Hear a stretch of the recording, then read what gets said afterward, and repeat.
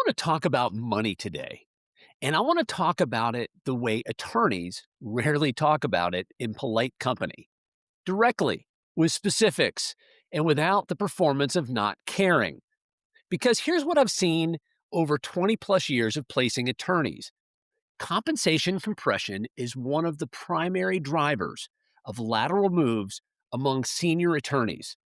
It is also one of the most underdiagnosed because attorneys are smart. They're analytical. They handle other people's complex problems for a living.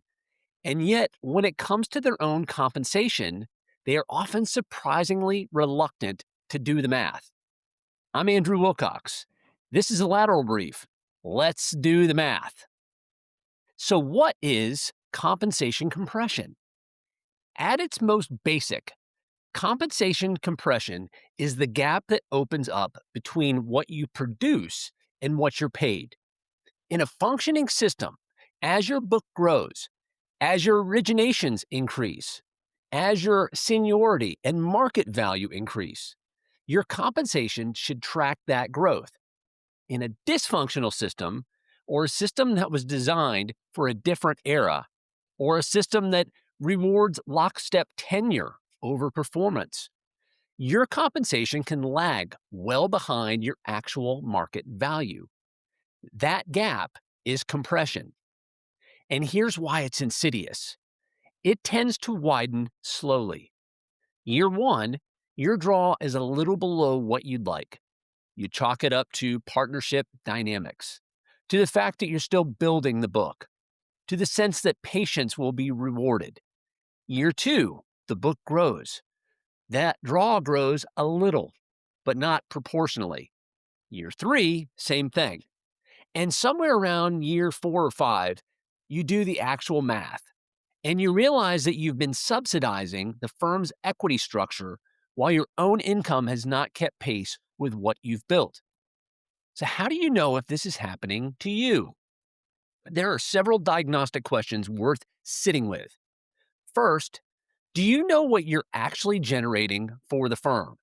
Not just your billable hours, your origination credits, the business you brought in, the clients who are there because of you, the matters that flow through you.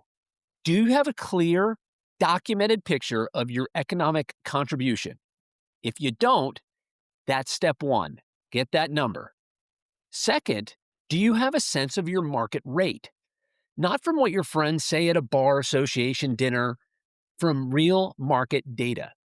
What are comparable attorneys in your market, in your practice area, at your level of production actually earning? This is information that exists. It's information that recruiters have, and you are entitled to know where you stand relative to it. Third, has your compensation grown proportionally to your production over the last 3 to 5 years? If your book is up 20% and your draw is up 8%, you have your answer.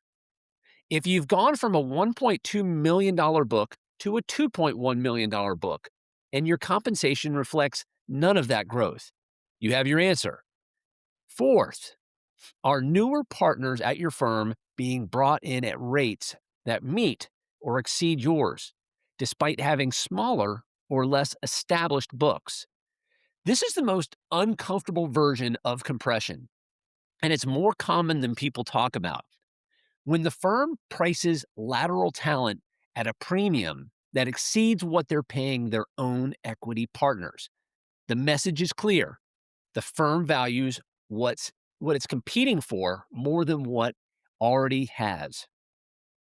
The conversation that most attorneys avoid. At some point, and for many attorneys, this point comes and goes without action. You have a direct conversation about compensation. This is not a conversation most attorneys are comfortable with. They're trained to advocate ferociously for clients and to be almost apologetic when advocating for themselves. That training, in this context, is your enemy. You're entitled to know how your compensation is determined. You're entitled to make the case for why that determination should change. And you are entitled to do that without it being read as disloyal or threatening. If you have that conversation and it goes well, if there's a genuine recalibration, a real acknowledgement of the gap, a credible plan to close it, then you have your information. You can evaluate whether you believe it. If you have that conversation and it goes poorly, if you're told that the system doesn't work that way, that everyone is treated equally, that your numbers aren't as strong as you think they are, that is also information, and it's important information. Here's what I want you to understand about market value. Market value is not determined by what your firm decides you're worth. It's determined by what the market will actually pay for your practice, your relationships, and your trajectory. Those are different numbers. They are often very different numbers.